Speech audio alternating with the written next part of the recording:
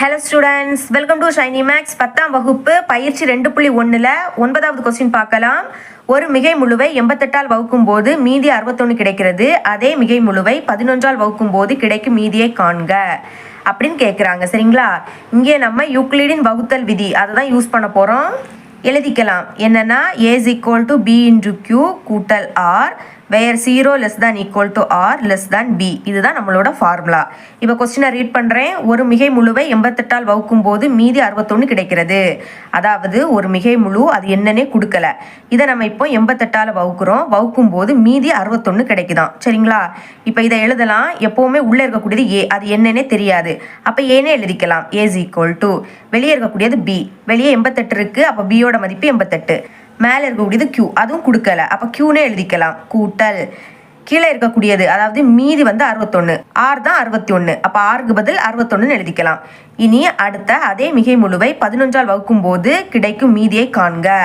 அதாவது திரும்பவும் அதே மிகை முழு, இதை இப்போ 11ஆல் வகுக்கிறோம். வகுக்கும் போது கிடைக்கக்கூடிய மீதி என்ன, அதாவது ஆரோட மதிப்பு என்னன்னு கேட்குறாங்க.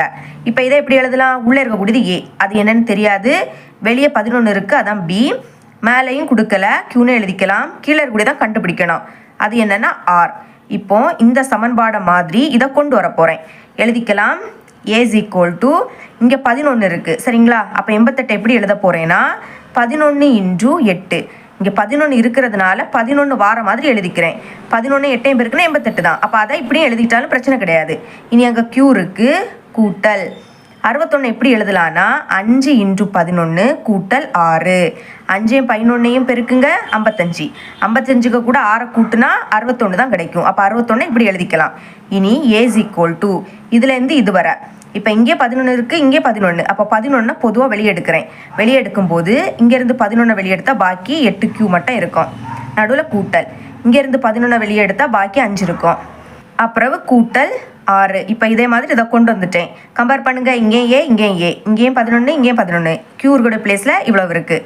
அடுத்த கூட்டல் ஆறுடைய பிளேஸில் என்னது இருக்குது? 6. இங்கே நம்ம 6 தான் மீதி. அப்போ மீதியோட மதிப்பு கண்டுபிடிச்சிட்டோம். என்னென்னா r. எழுதிக்கலாம். மீதி r is equal to 6. ஃபைனலாக இந்த மாதிரி எழுதிருங்க. therefore 11ஆல் வகுக்கும் போது கிடைக்கும் மீதி 6 ஆகும். இவ்வளோ தான் இந்த சம். இது உங்களுக்கு கிளியராக புரியும் நம்புகிறேன். தேங்க்ஸ் ஃபார் வாட்சிங்.